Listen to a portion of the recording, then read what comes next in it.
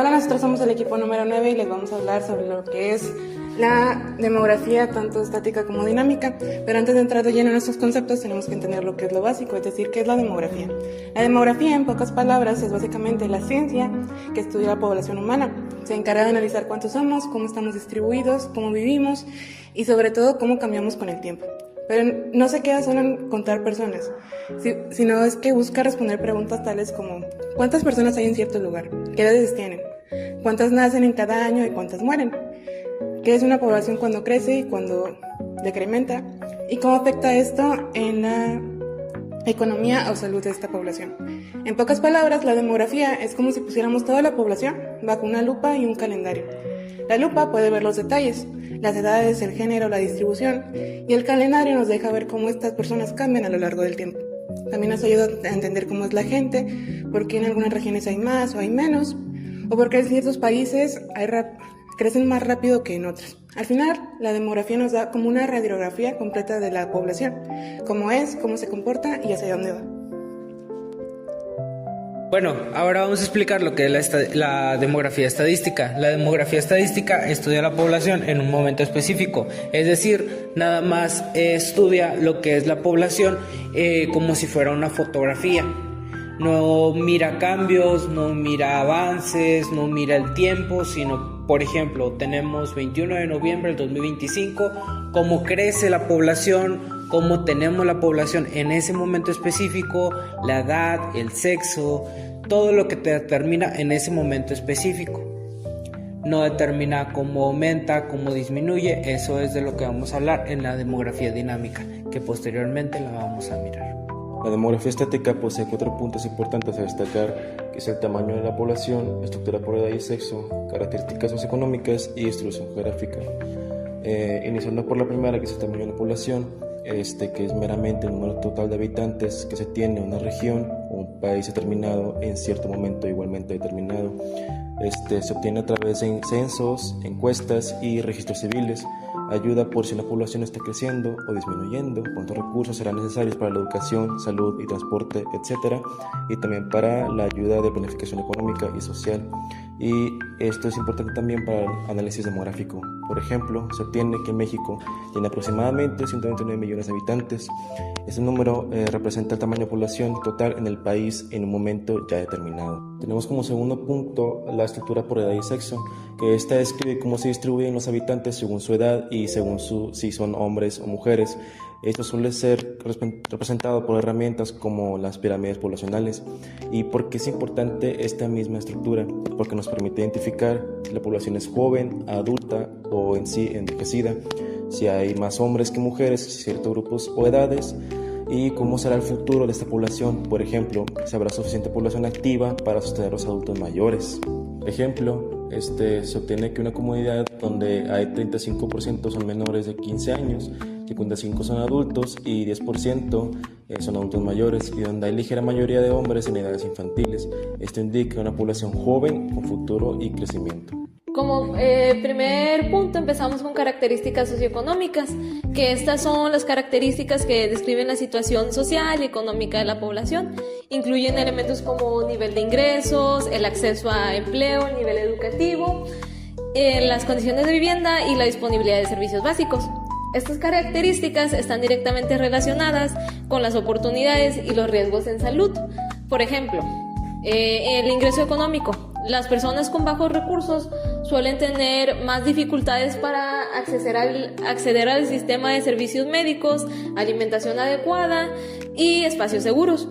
En caso de la educación, está muy relacionada con la salud, ya que un mayor nivel educativo facilita la comprensión y adopción de medidas preventivas, como higiene, vacunación o uso adecuado de medicamentos y también de mejor prevención. Condiciones de vivienda, por ejemplo, también tenemos que el hacinamiento, la falta de agua potable o mala ventilación aumentan el riesgo de enfermedades infecciosas. Y bueno, en la ocupación, algunos trabajos exponen a la población a sustancias tóxicas, riesgos físicos o estrés crónico, lo que impacta directamente en su salud. Ay, quedó una pausota. En salud pública, analizar estos datos permiten reconocer desigualdades sociales, identificar a las poblaciones más vulnerables y diseñar intervenciones que reduzcan brechas.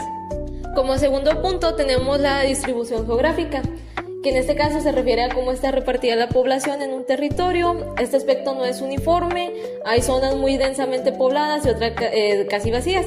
En salud pública esto importa porque determina la accesibilidad a servicios, la infraestructura disponible y los riesgos ambientales que afectan a la comunidad. Por ejemplo, las grandes ciudades concentran la mayor parte de la población debido a oportunidades laborales educativas, pero esto también genera desafíos como contaminación, hacinamiento y saturación de servicios de salud.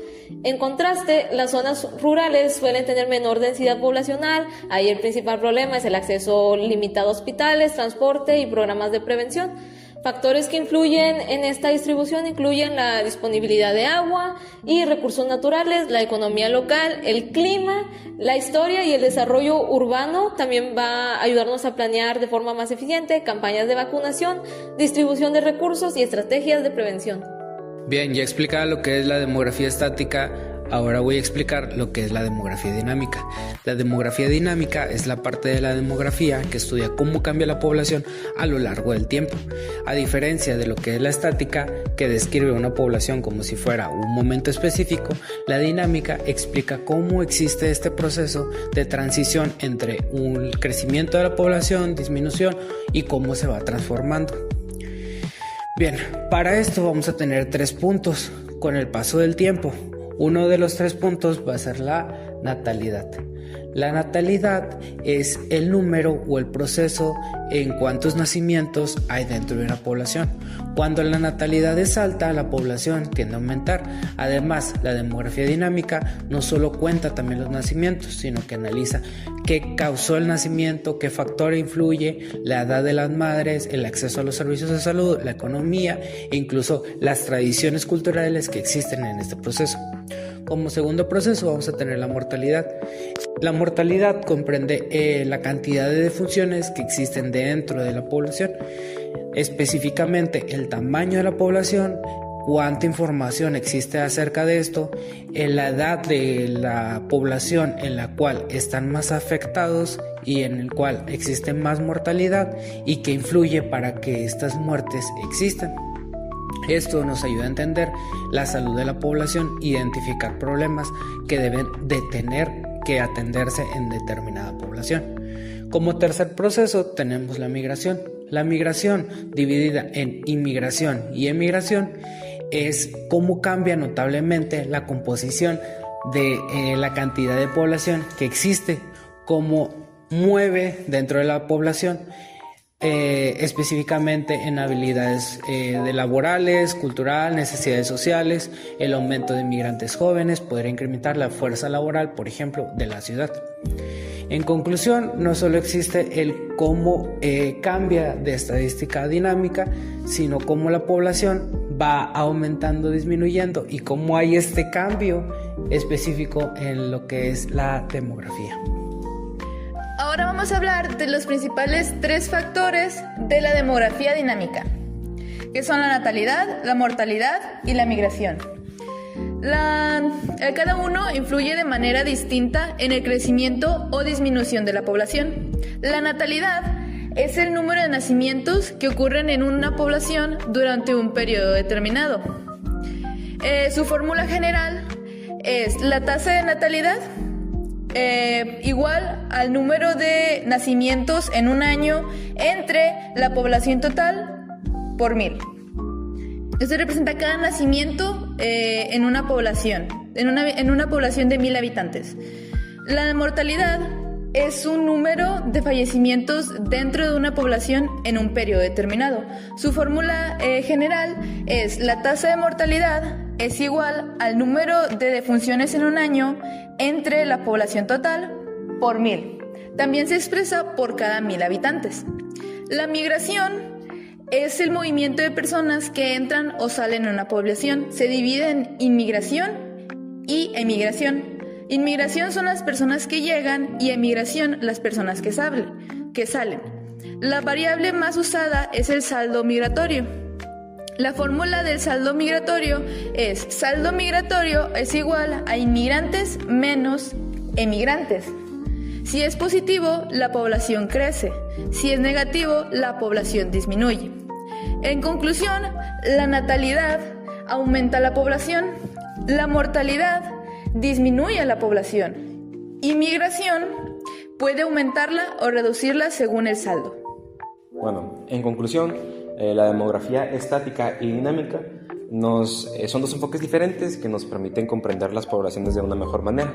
La estática nos ofrece una foto, por así decirlo, del momento, mostrando cómo está distribuida esta población y qué características tiene en este punto específico, mientras que la dinámica analiza los cambios a lo largo del tiempo, como nacimientos, migraciones y muertes, ¿verdad? Juntas nos permiten hacer un diagnóstico en una comunidad o un país, para así identificar los problemas como el envejecimiento poblacional, la sobrepoblación, y entender estos cambios y cómo afectan el desarrollo social y económico. Además, esta información que aportan es clave para planear, diseñar políticas públicas, servicios como salud, educación y pues una correcta distribución de estos recursos. En resumen, pues ambas ramas son muy importantes y son esenciales para tomar decisiones informadas y mejorar la calidad de vida de la población.